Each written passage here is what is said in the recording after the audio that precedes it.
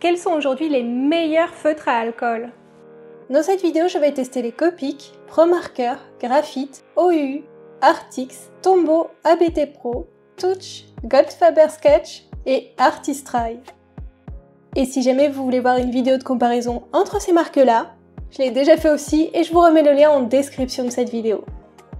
On commence avec les Copic qui étaient il y a quelques années la marque la plus réputée de feutres à alcool. Et je pense que c'est beaucoup moins le cas aujourd'hui.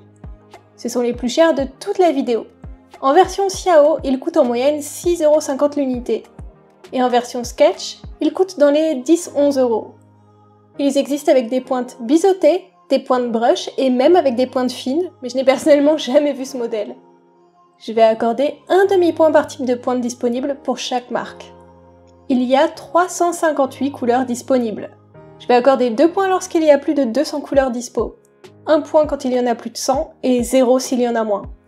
Je tiens quand même à préciser que dans sa version la moins chère, les Xiao, qui ont moins de quantité d'encre que les Sketch, vous ne pouvez pas acheter plus de 180 couleurs. On peut les acheter à l'unité, ce qui est indispensable pour les gros utilisateurs. Imaginez devoir acheter un pack à chaque fois que vous arrivez au bout d'une couleur, surtout à un tel prix, donc 1 point. On peut les acheter en magasin et en ligne, 1 point à chaque fois. Ils sont même rechargeables, du coup je leur mets 1 point en plus, même si pour le coup la recharge coûte dans les 14 €. Ce sont des feutres qui sont produits au Japon, et sachez que là-bas ils ne coûtent pas plus de 2-3 € par feutre. La différence avec exactement les mêmes feutres chez nous est franchement scandaleuse si vous voulez mon avis. Et si vous me dites oui mais bon c'est l'importation, eh bien il va y avoir d'autres marques japonaises dans ce classement. Donc on va voir si ça va aussi coûter entre 6 et 11 € par feutre. Niveau dégradé, je vous le dis tout de suite. Je n'ai jamais essayé des marques de feutres à alcool qui ne se dégradaient pas. Donc je ne vais pas mettre cette catégorie dans le classement. Disons juste que parfois il faut plus ou moins travailler ces dégradés pour qu'ils soient jolis. Mais ça dépend aussi beaucoup des nuances que vous choisissez. Donc ça serait pas vraiment objectif de noter là-dessus.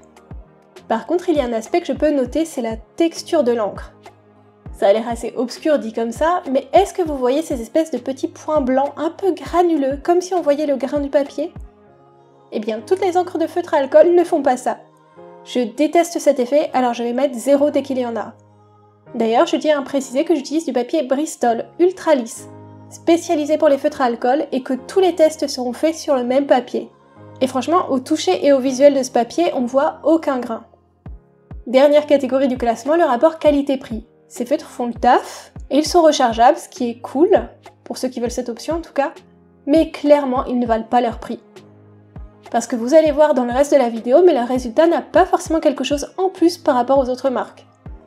Du coup, malheureusement, 0 pour cette catégorie. Et en avis personnel, je dirais qu'ils ne sont pas mauvais, loin de là, mais qu'ils ne valent juste pas leur prix en fait. S'ils étaient au même prix qu'au Japon par contre, ça changerait tout, je serais bien moins dur dans mon ressenti. On continue avec les ProMarker. Ils existent en version classique et en version brush. Ils coûtent entre 3,50€ et 4,10€ selon le modèle. Ils peuvent avoir des pointes biseautées, fines ou brush. D'ailleurs, je trouve que tous les feutres à alcool ont des pointes brush avec un effet et une sensation qui se ressemblent beaucoup. Sauf pour les ProMarker. Ils ont une brush que je trouve beaucoup plus souple et flexible. Moi j'aime bien, mais ça peut ne pas plaire. Si vous voulez tester, commencez par n'en acheter qu'un ou deux pour voir si ça vous convient. Ils existent en 189 couleurs différentes, sachant que la gamme brush, vous ne pouvez acheter que 72 couleurs. On peut les acheter en magasin et en ligne. Je donne 1 point à chaque fois, parce que pouvoir acheter de chez soi quand on ne peut pas se déplacer, c'est une chance. Mais c'est aussi un luxe quand on est en plein dessin et qu'on vide un feutre, de savoir qu'on peut sortir directement s'acheter le feutre qui nous manque sans avoir à attendre plusieurs jours que ça arrive par la poste. Cette fois-ci, ils ne sont pas rechargeables, et même si Winsor & Newton est une marque londonienne, les feutres sont produits en Chine. Niveau texture, cette fois tout est lisse. Pas de petits pores de papier apparents, du coup 1 point. Et cette fois j'accorde le point de rapport qualité-prix, parce que le résultat est lisse, les dégradés sont comme toujours possibles, et le prix est 2 à 3 fois moins cher que les Copic. Et encore là, je vous présente des prix à l'unité. On peut payer les feutres légèrement moins cher en achetant des packs, forcément. Pour mon avis personnel, j'aime leur rendu bien lisse, et j'aime beaucoup leur gamme de couleurs.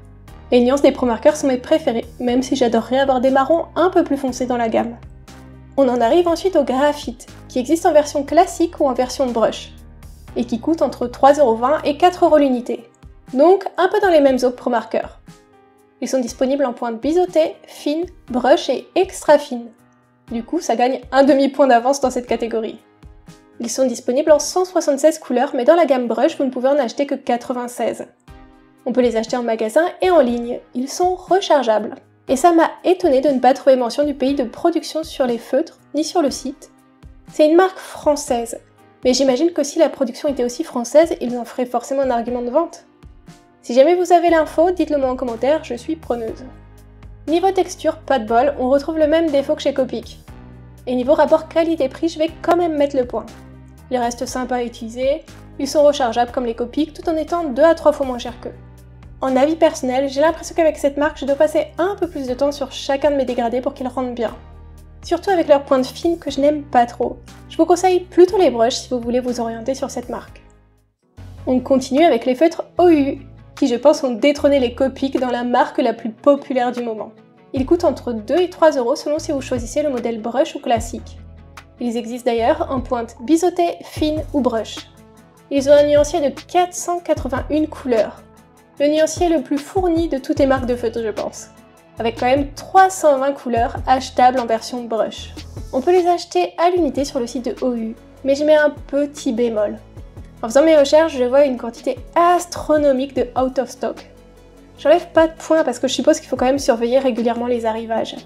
On ne peut pas les acheter en magasin, mais on peut les trouver en ligne sur Amazon ou sur le site officiel de OU. Ils sont rechargeables, même si, pareil que pour les feutres à l'unité, c'est pas évident de tout trouver. Pour la production, ils viennent de Chine.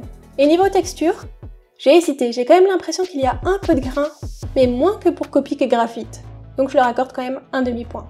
Niveau qualité-prix, clairement c'est ok, ils sont très bien sans être trop chers. Si vous voulez mon avis personnel, je les aime bien.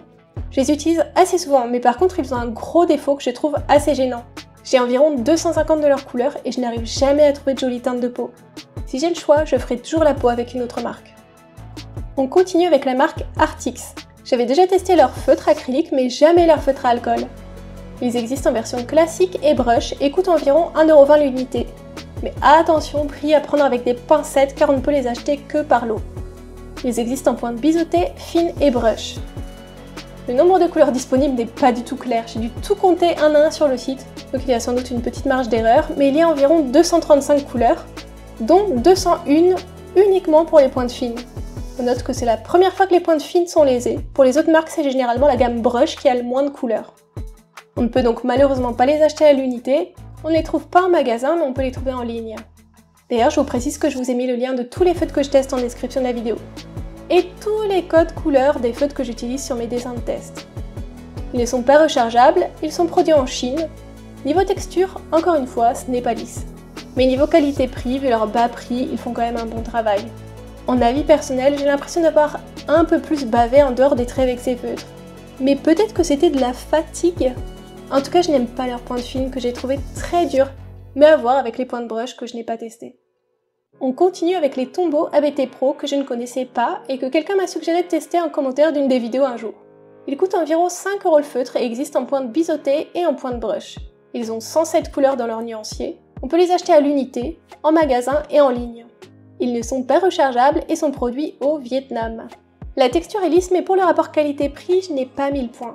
Je les trouve quand même assez chers avec peu de couleurs et peu de variations de taille de pointe. En avis personnel, j'ai été super déçue du set portrait que j'ai acheté. Je trouve les couleurs hyper ternes, pas du tout jolies, et pour un set portrait, il n'y a pas 2 couleurs de peau qui vont ensemble. Du coup, j'ai vachement galéré dans ma mise en couleur. Allez, on continue avec les Touch. Attention, pas les Touch 5, ce sont des contrefaçons de ces feutres-là. Les Touch Shinana Art. Désolée pour la prononciation. Ils coûtent entre 4 et 5 € en moyenne selon le modèle. Ils sont disponibles en pointe biseautée, fine ou brush. Ils ont 204 couleurs dans leur nuancier et si je ne me trompe pas, c'est le cas pour les modèles pointe fine et les modèles brush. Franchement, ça c'est cool. On peut les acheter à l'unité, mais on ne les trouve pas en magasin, seulement en ligne. Ils sont rechargeables et produits en Corée. Niveau texture, ils sont bien lisses et je vais leur mettre le point du rapport qualité-prix. Ils sont un peu plus chers que d'autres marques, mais ils ont une bonne texture et un bon nuancier dispo en pointe fine ou brush. Et en avis personnel, j'étais agréablement surprise. J'ai eu l'impression d'avoir à fournir un peu moins d'efforts pour faire mes dégradés. Même sur les cheveux où j'ai carrément mélangé du orange avec du rouge. Généralement pour faire un tel dégradé, j'essaye d'utiliser une couleur intermédiaire, genre un orange qui tire sur le rouge. Mais là, j'en ai pas eu besoin. Ensuite, et c'est intéressant pour les Copics parce qu'on va tester les Néo-Pico de la marque Délétère. Une marque très connue au Japon, souvent parce que c'est la marque historiquement utilisée par les mangaka. Ce sont dans leur pays des concurrents directs à Copic, et cette fois on peut les retrouver chez nous à 3,50 € l'unité. Ils existent avec des pointes fines et brush. Pas de biseauté, c'est assez rare mais moi ça me va parce que j'utilise jamais les pointes biseautées. Par contre ils n'ont que 72 couleurs dans leur nuancier. On peut les acheter à l'unité. On ne les trouve pas en magasin mais on peut les acheter en ligne. Ils ne sont pas rechargeables et sont produits au Japon. Comme les Copics donc, mais à 3,50 €, je le rappelle. Niveau texture, ils sont lisses et je leur donne le point de rapport qualité-prix. Le prix est dans la moyenne, le résultat est lisse, on peut probablement leur pardonner leur manque de couleur. Pour l'avis personnel, j'ai beaucoup aimé la prise en main et les pointes fines et brush. Mais j'ai un peu plus de mal à faire mon dégradé entre le orange et le orange clair, j'ai dû y passer un peu plus de temps. J'imagine qu'avec une couleur intermédiaire, ça aurait été plus simple, parce que sur la peau ou le marron, je n'ai pas eu ce problème.